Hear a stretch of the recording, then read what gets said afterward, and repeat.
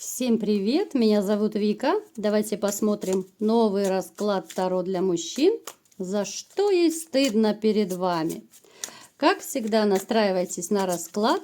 Для энергообмена ставьте лайк, подписывайтесь на мой канал, делитесь видео с друзьями.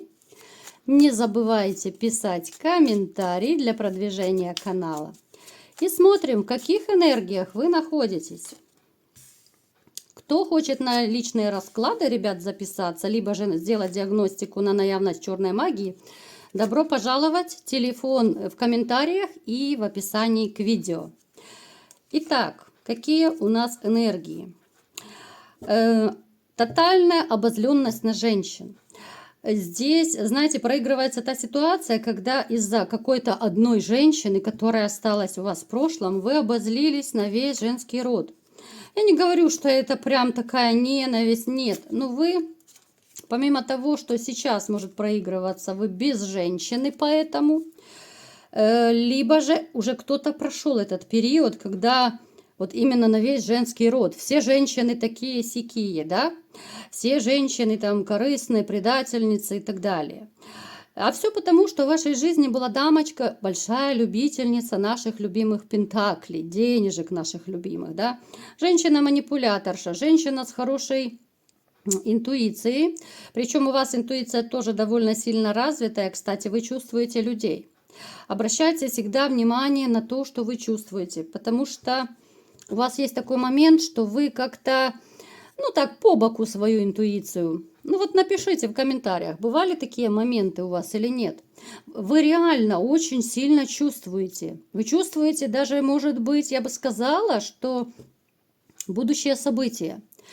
Это такой момент, когда вам реально можно было бы развивать вот эти вот ваши эзотерические такие способности. Вы были бы довольно, ну, неплохо владеющим и теми же Таро, да, вот какой-то, ну, эзотерическое направление, их очень много. Вы, если бы развивали, то неплохо бы с этим работали.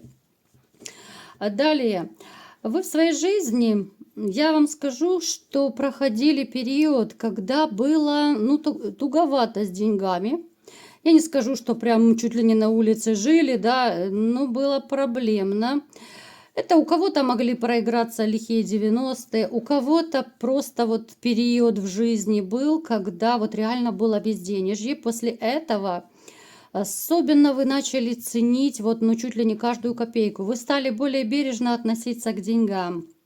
Вы стали более рационально как-то вот покупки свои организовывать, да, вот в первую очередь то, что самое необходимое, да, потом уже все остальное. Вы не будете сорить деньгами. Хотя я вам скажу, что в вашей жизни были женщины, которые считали вас прижимистым. Напишите в комментариях, есть такой момент, ну, вернее, был такой момент или нет, потому что эти женщины остались позади. Вот вам как-то не везет на женщин. Вот не везет. У кого-то это, конечно же, да, поскольку общий расклад, проиграется, что одна женщина вот такая птичка-мозгоклюйка была. У кого-то проиграется, что 2-3 брака, либо же отношений было. И вот как-то женщины, они постоянно выдвигали вам претензии. И получается парадокс. С одной стороны, вы выкладываетесь, да, пусть это будет рациональное использование денег, как я уже сказала, да. Женщины из-за этого вот считают, что вы такой-сякой, вы мало денег давали, мало подарков давали. А вы считаете, что я, в принципе, я все вкладывался, я все в нее, все в семью. Просто вы очень по-умному распоряжались деньгами. Эта претензия вот женщин, я почему так остановилась, ну, как-то вот задела меня почему-то это, даже обидно стало, да. То есть вы не сорили деньгами, вы старались, вот если что-то купить, то, что по-настоящему нужно, а не так, что сегодня одно платьишко, завтра второе, послезавтра третье. Но это уже такое, это понты для приезжих, как говорят, да. В вашей жизни, я вам скажу еще, знаете, что Женщины всегда были вот вашим мотиватором. Вот ради них вы что-то делали, творили. Да, вы такой же и остались. Вы будете таким всегда. Когда у вас рядом нет женщины, любимой женщины, у вас все, у вас руки опускаются, уже у вас жизнь теряет какой-то смысл, да, вот реально ничего не хочется делать, потому что для себя что-то делать, ну, особо не интересно, да, в принципе, более-менее все есть, да, одному не так много и нужно. Здесь важна для вас женщина, вы человек семейный. Это, опять же, может даже идти от вашего воспитания. Вот родители вам так привили, да, что вот семья– это основное, семья– это главное. Но вот как назло, да, вот с женщинами как-то не везет. Опять же, я вот, знаете, делаю акцент на вашей интуиции. Вот в будущем, это маленькое такое отступление, в будущем обращайте серьезное внимание на женщин, с которыми вы знакомитесь. На то, что они говорят, на то, что они делают, да, вот на поступки, как они реагируют на какие-то ваши слова, действия. И вы не делаете той же ошибки, потому что у меня складывается впечатление, вот судя по раскладу, что вы постоянно на одни и те же грабли наступаете по жизни. Это может быть женщины одного типажа, да, там, допустим, светловолосые, одинаковая фигура, одинаковые, там, я не знаю, черты характера, ну, то есть какая-то похожесть. Один и тот же типаж женщин вы выбираете. В принципе, это тоже нормально, да. Вот почему-то есть такое мнение, кстати, хотелось бы поинтересоваться вашим мнением тоже. Вот принято считать, что мужчины выбирают себе женщин, которые, ну, хотя бы чем-то похожи на мать. Какими-то чертами, может быть, внешностью, там, я не знаю, голосом, цветом глаз, волос и так далее, фигурой, может быть. Вот есть такой момент или нет? Потому что многие почему-то считают, что это так, это подсознательно происходит. Что вы думаете по этому поводу? Напишите в комментариях. Так, далее давайте-ка посмотрим, что же еще у вас. А вы что, ребят, некоторые занимаетесь медитацией или что? Напишите, потому что я смотрю, вот какие-то, ну, периодами, может быть, да, какие-то практики вы используете, либо раньше использовали, какие-то вот реально медитативные техники. Вот напишите, кто использует, интересно просто вот знать, пользуетесь вы или нет, потому что я по раскладу вижу, что такое есть, знаете, вот в нирвану там уходите и так далее, то есть есть такие моменты. Далее, здесь может проигрываться еще, знаете, ситуация, когда, опять же, это родом из прошлого идет. Вы все-таки, вот несмотря на то, что у вас нет сейчас такой вот стабильной, постоянной женщины, вы все равно очень так осторожно относитесь к деньгам, и у вас, ну, я бы сказала, наверное, какой-то, ну, пунктик может быть, да, я не в обиду абсолютно говорю, очень боитесь потерять деньги. Это может быть как раз вот связано с тем периодом, когда у вас было безденежье. Вот этот момент присутствует однозначно. Очень боитесь остаться без ничего. Вот по башне просто вы боитесь, что вы потеряете то, что вы нажили. Вы боитесь, что вы снова останетесь там без той копейки в кармане, как говорится. Тем более очень для вас, ну, такой вот страх, назовем это так, да. Опять же, вот у нас все идет отголоском прошлого. Опять же, есть страх, что женщина, которая появится в вашей жизни, да, новая женщина, она может как-то вот развести на деньги, она может, опять же, как-то влюбить в себя, типа того, да, а потом, опять же, на денежки вас продинамить. Вот такие вот моменты, которые связаны с женщинами, с деньгами для вас, ну, это уже реально пунктик. Это своего рода такое наваждение, это ваши страхи. Страхи, причем очень и очень глубокие. Напишите в комментариях, есть такие моменты или нет. Так, давайте-ка разбираться дальше. Абсолютно не вижу сейчас серьезных отношений в вашей жизни. Но что самое удивительное, особо это вас не расстраивает. Вот не расстраивает. Здесь могут проигрываться романы, да, поскольку общий расклад. Но это романы абсолютно, знаете, это все ни о чем. Это все не то. Это состояние, когда, опять же, не ёкает, да. Здесь нет стремления даже, здесь нет стремления, здесь могут проигрываться еще моменты, когда хочется пожить для себя, а там уже, ну, как карта ляжет, как Господь даст, да, вот в таком плане. Далее смотрим, какая же женщина пришла к нам на расклад, да? Кому же там стыдно перед вами? Давайте разбираться. Так. Это женщина, которая причинила вам боль. Это женщина-обманщица. Это женщина, за которой вы остались один. Вы стали одиноким, вы стали не доверять женщинам. И вы стали, знаете, ну я не скажу, что вы одиночка прям стали. Очень так с опаской вообще относиться к людям. У нас даже вот Луна карта выпала, да, вот я заметила, я думаю, вы тоже заметили, кто регулярно смотрит мои расклады. У нас довольно часто выпадают в раскладах, что женщина каким-то образом связана с магией. И опять же, по Луне это еще может говорить о том, что у женщины есть нервно-психические расстройства. Я вам скажу, что здесь может даже проигрываться та ситуация, что вот эта ее лживость, это как какой-то вот, ну, один из симптомов ее психической болезни. Знаете, это как навязчивое вранье. Человек не может, чтобы не соврать. Человек, ну, он просто себя некомфортно чувствует, да, вот нужно хоть где-то что-то соврать.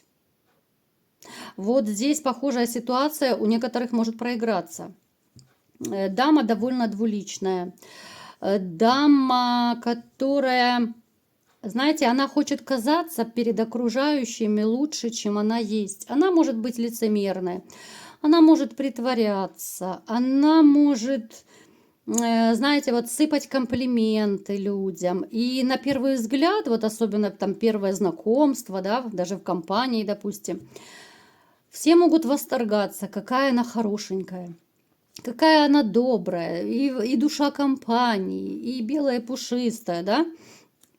А вы так это все слушали и думали, да вы не знаете ее настоящее лицо, какая она белая и пушистая, да?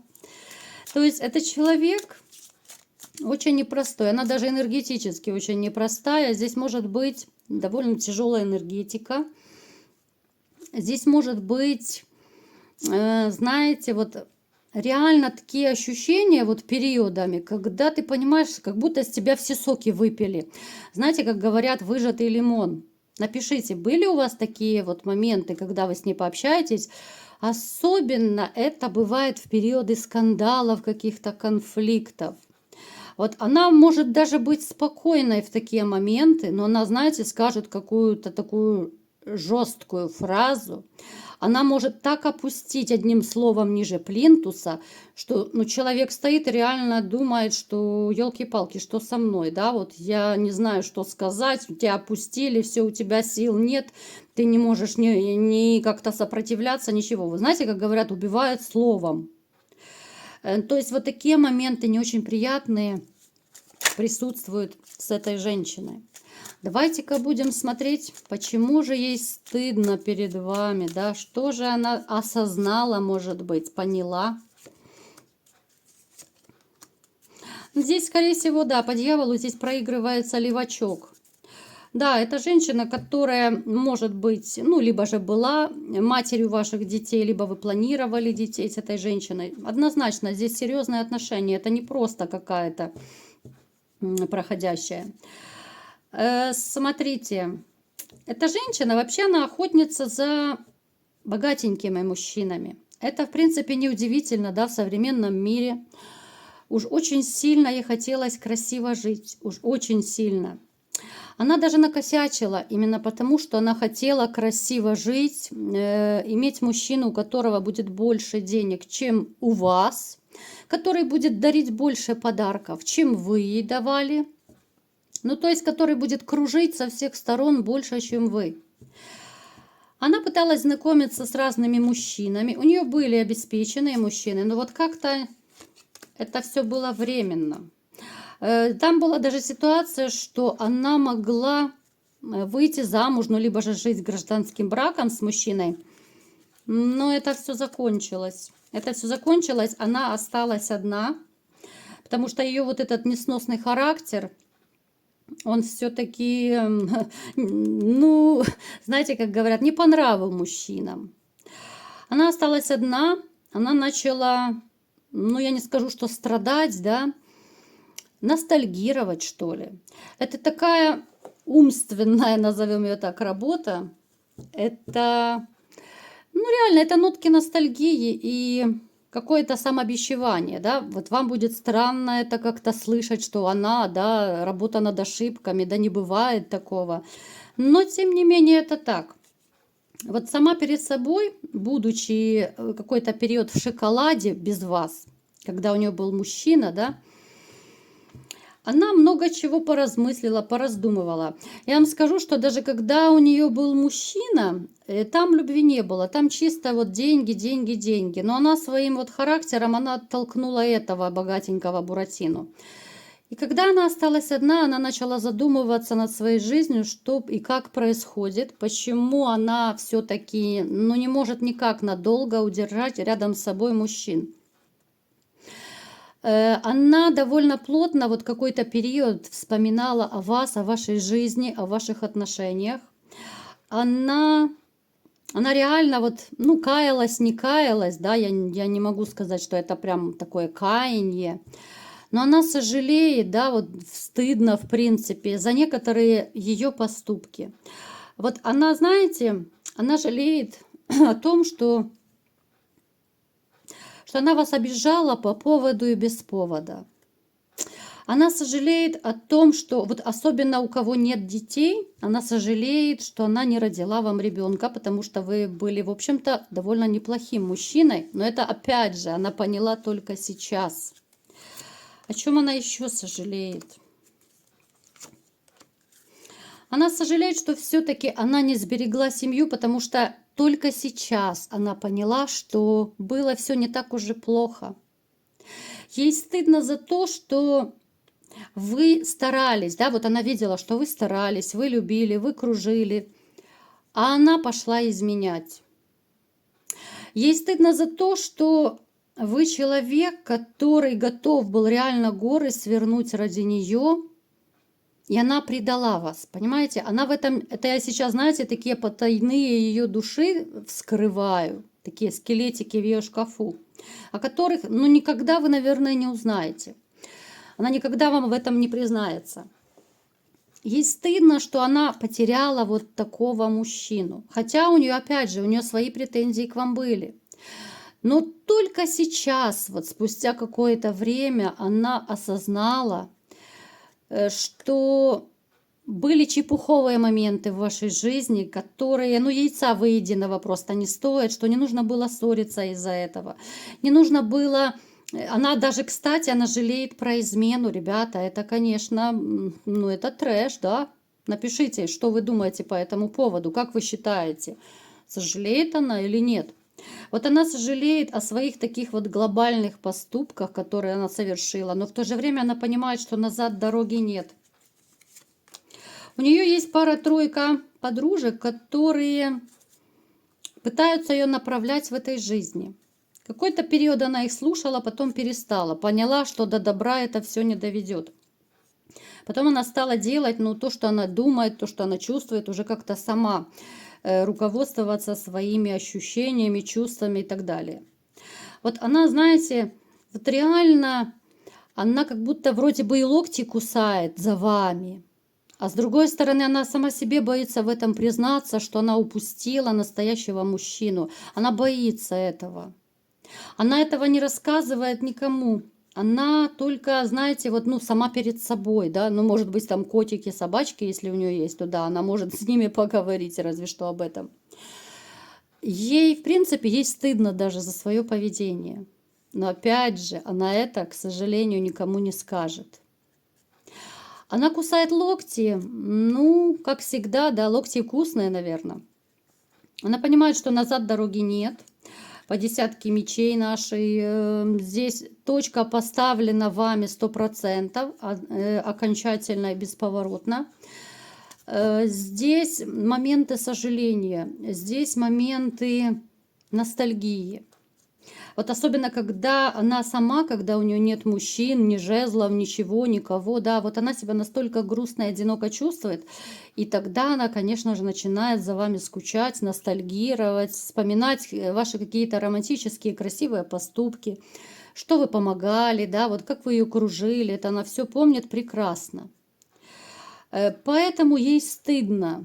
Вот верите вы или нет, вот стыдно ей о том, что она натворила, ей стыдно о том, что она упустила такого мужчину. И опять же она понимает, что назад дороги нет. Что имеем, не храним, потерявши плачем. Вот такой был расклад. Кому понравился, ставьте лайк, подписывайтесь на мой канал, делитесь видео с друзьями. И всем пока!